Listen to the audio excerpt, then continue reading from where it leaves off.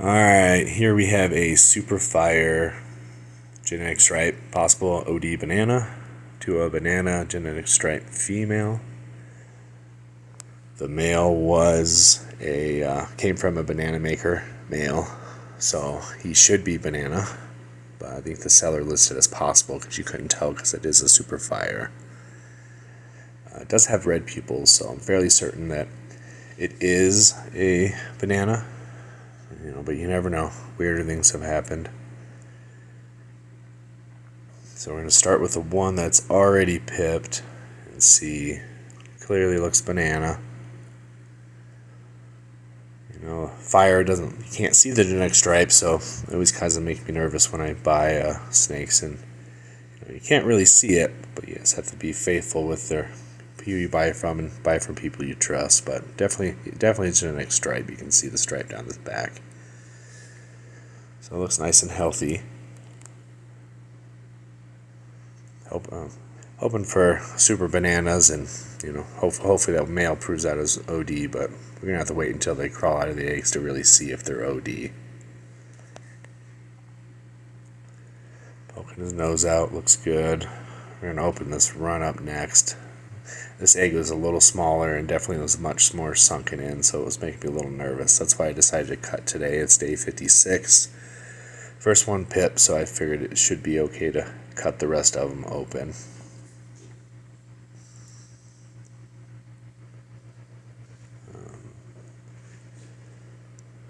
So it looks like a genetic stripe fire.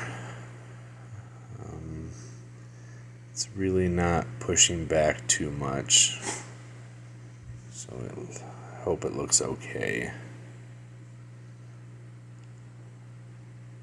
A little bit, but definitely a lot more sluggish than the last one. We'll see.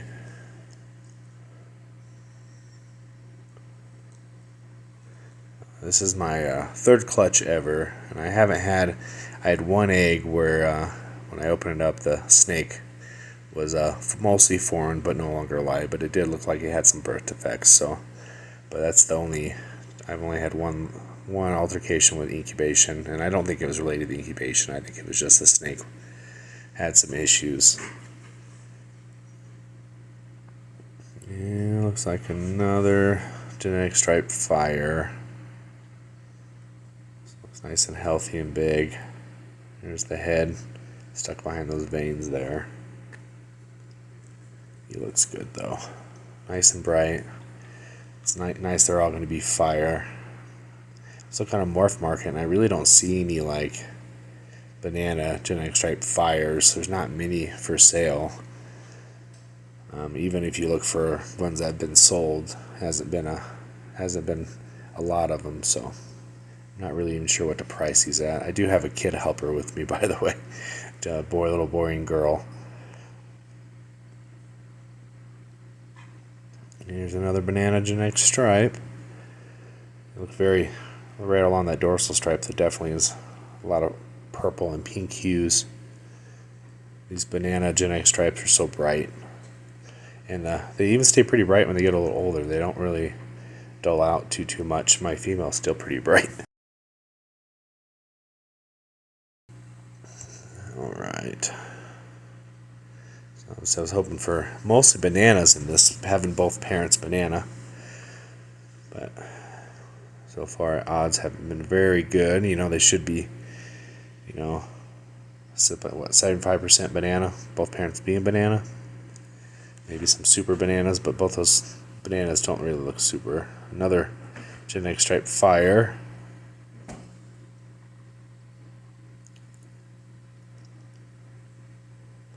Still very pretty, bright looking snakes.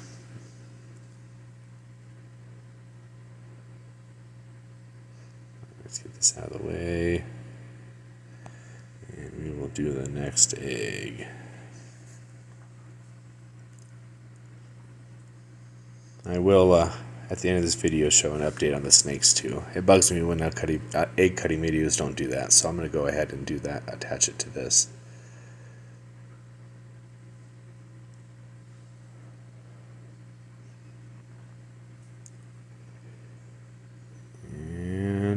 Miss Banana again. Makes me question if the male is Banana, but you know, sometimes with the snake odds, you just don't hit. Very bright though, bright genetic stripe. Definitely fire. Maybe that one might be OD. And we get one more Banana. Cool. So 3 out of 7. It's not terrible, but definitely think I'll wait a couple more days next time before I cut. With them being pretty sunken in, especially that small one, I want to get them out just so they don't, you know, drown in the egg. But so these look good. So we'll come back to the snakes after they shed. All right, so all the snakes have shed but one. We'll start with the least amount of genes first. So I don't think the male is OD. All these look, you know, pretty similar. So I think we can fairly say that the male most likely is not OD. I'm still questioning if he's Banana or not, because I would have expected some more bananas than I got. But he really, coming from a male maker, having the red pupil, like, I think he's Banana. I think we just didn't hit as good as we could have. So they all look pretty similar. They're pretty bright. The fire definitely brightens them up. Here's one that has not shed yet. This was a little run. Took a couple extra days to come out of the shell, so assuming that's why he's last to shed. But he's doing good. Definitely, I was worried at first, but he looked good. And none of these have kinks. They all look very healthy. I'm going to probably try to get them a meal in tomorrow, and hopefully they all take and eat pretty good. But they're very bright. A little bit of pattern on the side, which is good for, you know, genetic stripe. It can be kind of boring, but if you get a little bit of pattern, it makes it a little more neat looking. These bananas are, the camera doesn't do it justice. There's definitely some purples and pinks along the dorsal stripe there on the sides, but the camera doesn't quite pick it up as good as you can see with your own eyes. One of them does have that first one has a more blushed out head, so you know, maybe it could be super Banana, but I would think that it would be overall lighter, so I don't think it's super Banana, but we will see. If it doesn't start getting spots, then there's a good chance that it could be. But they're all pretty similar looking.